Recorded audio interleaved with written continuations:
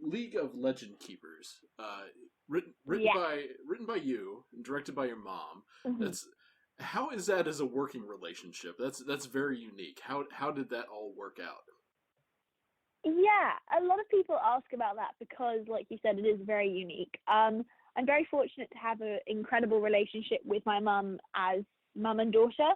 We're best friends and we treat each other like equals. And so when we discovered that we both had such a love for the entertainment industry, and we enjoyed making projects as much as each other, we decided that it would be an incredible thing for both of us to start a production company together, which is Mother and Daughter Entertainment. And I think working together is just such a phenomenal experience because we both know what the other's thinking before they even say it. And that's what you need on a set. So we just have such a great relationship and working relationship that all what we care about is getting the project done and what's best for the project. And I think that's how everything gets done with us. So there's very rarely any times where you two conflict with each other as far as creative ideas go. There is no conflicting. We both have different Oh. heads on, because the fact that she's very much the creative and the director, and even though I am very creative, I have a logistical head on a lot Hmm. of the time as well. And so we both balance each other out with that, and that means that the conflict just is non-existent. We know and we work things out, and the only thing that opposes us is generally things from the movie standpoint, not each other. What sparked the idea for writing this particular story? It was the idea that there were no Halloween films for my age at the time, which was, I think when I came up with the idea, I was 13, 14. There was Paranormal or there was Mickey Mouse Goes Trick or Treating. And I have nothing against those films, but I knew at that age I wasn't really wanting to watch either of those on Halloween. So we decided to make something to kind of close that market gap. And it was a horror for kids that wasn't going to give you nightmares for the rest of your life, but was going to be scary enough that it was something you wanted to watch on Halloween with your friends. Speaking of not giving nightmares to teens, there is a Yeah. particular shot when I screened the film earlier today.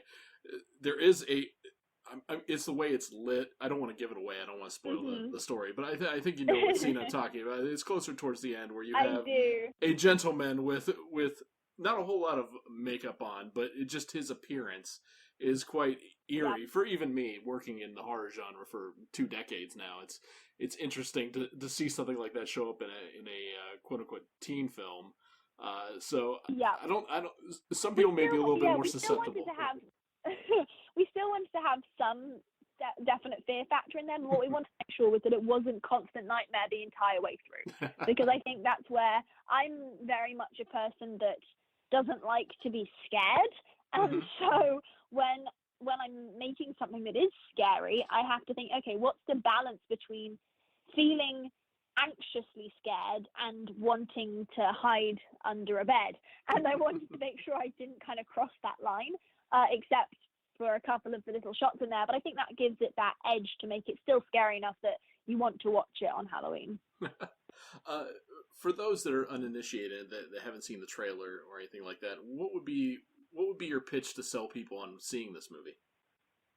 Yeah, well, it is a teen young adult horror about a young girl called Sophie and her best friend Edison, and how they have to stop this evil force from essentially taking over the world on Halloween. And it is about friendship and family and support. And what's really incredible about it is that they don't do it with magical powers. They don't save the world with magical powers. They have each other and knowledge and science and math, and that's very much what it was about as well. It was that essence of a friendship and a family relationship. Some of the PR emails I've seen kind of link it in a way to Stranger Things. Would you say that's a fair assessment, or would you say it's kind of its own standalone thing? It just so happens to have young teens in it. Yeah, I'd say it's about 50-50, because we had this idea before Stranger Things was released, so Hmm. I can't say that it was inspired by in any way, but we were fortunate enough that it was apparently ahead of its time in that sense, that we kind of knew what was going to be happening, which was incredible. When that came out, I was like, wait a second.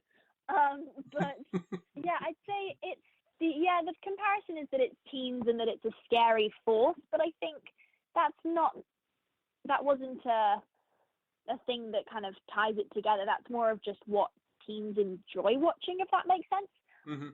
But I think it is definitely a standalone thing with its own ideas, because the idea is that it's the League of Legend Keepers, and each movie has a different force that they're facing, different legends, different stories that they're trying to defeat. So I'd say it's not unlike Stranger Things, but it is not based on in any way. Okay, yeah, that makes total sense. It's just almost everything that I see that hits my desk that has like a younger cast in it always says Stranger Thing-esque thriller, Stranger Thing-esque horror. I'm like, not everything Stranger Things. I was on the set for Stranger Things. It's just, don't do that, because you're getting people to think it's something else that it's not. These films need to stand on their own. We were before Stranger Things. Yeah. Have you screened this film in front of a regular audience, or has it been screened just for cast and crew? I'm not entirely sure on that front, actually. I would have to double check. I know we screened it for cast and crew. I think we have done it with a regular audience as well, but to be 100% sure, I'd have to check.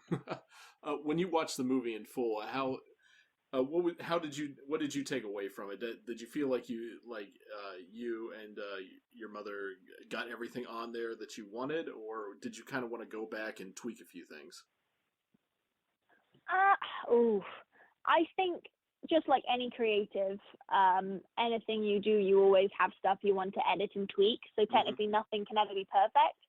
And I think actually that's one thing that I admire about my mum, is that she's very good at being like, okay, this is a movie, this is how it is, this is now it's going to go out. And even if there's stuff that she wants to change, if it doesn't need it, then there's that. She's very good at not pushing it to that point where everything's constantly being changed forever, because then nothing would get released. And so, yeah, I think now every time we learn more things, you always look back at your old projects and go, oh, if only I'd done that. But I think what makes those older projects so special and so unique is that we didn't know those things, and that we are learning them new things every day. And I think I look back at my mum's first movie as a film director, and it was beautiful because she didn't have an idea about the quote-unquote rules. And I think that can really be a blessing, because you're just going for it and going for visually beautiful things. So I think looking back at it now, of course, there are things that I think, especially as an actress, oh, I wish I'd done this, I wish I'd done that. But I made that decision in the moment to do it the way I did. And I think if I changed it, it might not have worked. Understood. It's totally reasonable. If you made the perfect film, then I guess as a writer or as a director, you would have to just hang it up then, because you would never be able to top yourself. Exactly. You're always making new things, and you're always learning new things. Yeah. What was it like working with Richard Tyson? That was phenomenal. Richard was great. He was just hysterical on set. We had great laughs. It was incredible to work with such a phenomenal actor. Are there any plans to follow this movie up with a sequel or a spin-off of any sort? There are indeed. A lot of it's under wraps at the moment, but we are working on sequels and more movies. Okay, fair enough. And this film will be available on December 10th, but through what avenues will people be able to watch it? I believe DVD, Amazon, other places. Well, I have to get the full list to tell you everything. But all information will be up in the next week or so on our website, Mother and Daughter Entertainment. And so the link for the website is motheranddaughterentertainment.com. And so all the information for that should be up there in the next couple of weeks, just so everyone can check that out if they want all the platforms. Okay, and just a note for the people watching this or reading the article that I'll have up with it, there will be links in the article itself to take you directly to the site, and a link directly to be able to stream it through Amazon Video. All right, so and moving on to the next the next part of the interview, which is a little somber, Mhm. but it's important to me as someone who suffers from clinical depression that you are the ambassador for suicide awareness with awareness ties. And Yeah. what can you tell me about what this foundation does for those of us that suffer from what at times can be very crippling? Uh, what is it that you do? Yeah, well, as the ambassador for suicide awareness, first of all, it is very close to home. I've lost multiple friends to suicide, Mm-hmm. so I'm very, very passionate about raising awareness for this, especially for teens and especially for adults. And I think it's a subject that we need to keep talking about because it it literally, the depression is so close to us at all times, and I think we don't realize it necessarily. And that there are friends that have it, and colleagues, and people that you pass on the street, people that you see every day. And I think I want to keep this conversation going because it's saying to people, hey, this is very much a real thing that happens. And it's also saying to people who are experiencing it, hey, it's all right to talk about it. Because I think, as I was talking to Awareness Ties, I was saying that it's a very difficult subject to talk about, of course. Mm-hmm. But when it comes to this, I think things like suicide the people who are experiencing those feelings and those thoughts can feel like that if they raise their voice and talk about it at all, that they could be seen as attention seeking and things like that. And I really want to kind of take away that stigma because it's not like that at all. And I completely understand that, like I said, because I've had friends that have gone through it. And I want to make sure that it's saying to people, hey, you're not alone in feeling this, and it's all right to talk about it. I love this foundation because it is about raising awareness for lots of different things, and that means that they are finding people who resonate with each subject. And my mum is actually the ambassador for human trafficking awareness, and I can speak about our film that was related to that in a moment. But I love it because it's saying all these things that so many people are passionate about. It's bringing people together because we're able to talk about something that means a lot to us and really raise awareness for those different subjects. Going back to what you said about people being afraid to be seen as attention seekers if they Yeah. voice their opinion, one of the biggest misconceptions about those of us who do go through these times of either preparing ourselves to make that decision or we're in the midst of Mm-hmm. depression where it's building up to it, we Yeah. function as totally normal people out and about. Mm-hmm. It's in times when we're by ourselves or times of reflection is when it hits us the hardest. So if you Yeah. see us and we're out, and we'll be jovial, we will be normal people. But when we're alone with our own heads, that's when it hits hardest. So if someone comes out and they've shown no signs of it at all, they are truly the people that need the help. If they are brave enough Exactly. to come out and say it, they're not seeking attention. They have reached that stage where they know that either they get help or they are going to make that devastating decision. And Exactly. if you ignore them, it I cannot describe this enough. It makes the problem so much worse.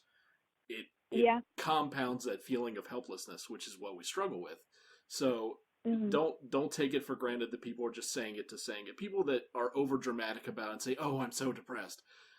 That's the stuff you can kind of push aside. It's the people that you least expect that come out and say it are the people that you need to focus on and help, get Mm-hmm. them help, sit down, talk with them. Anything, anything will help. And that's why I think Yeah, people need because to understand because anything. exactly it's saying, hey, to the people who are experiencing it, it's all right to talk about it, but it's also saying to people who are hearing it, take it seriously because it is a very serious subject. And it's heartbreaking to hear how many suicides happen, especially with teens as well at the moment. And Mm-hmm. it's heartbreaking to hear that, especially having friends who have gone through that, and I've lost friends to it. It breaks my heart because there's so many thoughts that go through it, and it's a conversation that I could talk about for hours. But it is for me very much about continuing to raise this awareness and getting rid of that stigma behind it. Mm-hmm. Yeah, it's an important conversation anyone needs to have, if they know Hmm. someone that might be suffering from it that seems a little morose when they shouldn't be. Uh, Hmm. but yeah, it's something people don't think about and don't like to think about. But I Yeah. thank you very much. I really do that you are a part of this, because it helps just to know that people do care, even if they don't particularly suffer from depression in any form. So, and 100%. Yeah. And uh, something I'm very, very passionate about, talking about this and raising the awareness for it. I am very thankful for it. Thank you very much. And your mom is the, you said about human trafficking. She is the ambassador Yeah. for another organization that focuses on human trafficking. So Awareness Ties, their project that they're working on right now is with lots of different subjects, Mm-hmm. suicide awareness being one, human trafficking awareness being another one, and that's the one that my mum is ambassador for. And so our movie that we made at the beginning of the year, Unseen, with Ryan Brown and Yolanda Wood, that is kind of what kick-started this, because the Awareness Ties, we were speaking to them, we were in conversation about it, and that is why she is now the ambassador for human trafficking. Because, for example, we currently have the most enslaved people in history right now in the world, and that's heartbreaking and that's heart wrenching to hear. And a lot of it is from human trafficking, and so my mum is very passionate as well about talking about that, and that's what she's doing because of Unseen. Where and will people be able to go to the mother and daughter site for that as well, or is there going to be a separate site specifically for this? For Awareness Ties, there is a separate site for Awareness Ties. Okay. I believe it's awarenessties.com. I'd have to double check on that. But Unseen, you can go to our website to see that. That's up there. Oh, perfectly free to stream. Yep. That was Okay. one of the big things for us, was that everyone could watch it, because it's about starting the conversation about human trafficking. Awesome. Perfect. You I have to say that this is the first interview I've done in all these years. Someone that's such a philanthropist at such a young age. It's refreshing to see that someone that's not just focused on themselves. It's focused so much on others. Oh, thank you, thank you. I very much enjoy helping other people. I know that sounds like a cliche, but I really do, because how do I word this? I think having had so many friends that go through so many different things, I'm very much passionate. And I say passionate because that's the word that comes to mind when I talk about things, is that I can literally talk about anything that I'm interested in and Mhm. about for hours. Because if it's something that interests me and that intrigues me, such as helping people, I want to do everything I can in my power to make sure that I can help in some way. I'm sure everyone is very grateful that have come into contact with you for your help, and I know I am, even just for this small conversation, this small little middle part that's a little bit morose. It's helpful. It really is. Oh, thank you. I appreciate that. Thank you. Yeah, no problem. To get back into the entertainment industry side of this, our last part, Yeah.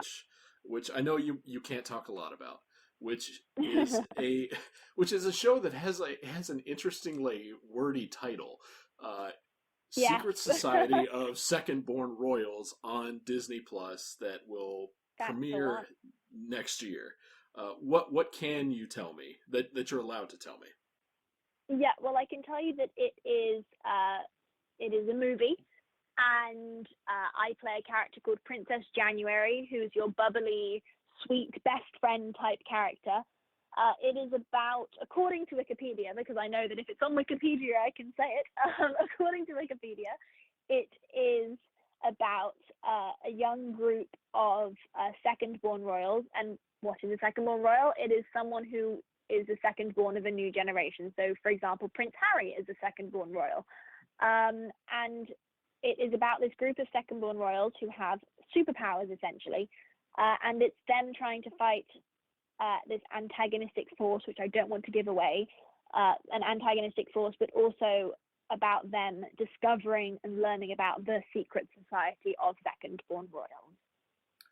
Now, these second-born royals, are they connected to historic royalty or fantasy royalty?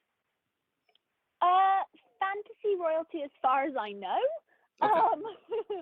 I'd say, I don't know, there might be inspiration behind characters, but as far as I know, it's fantasy.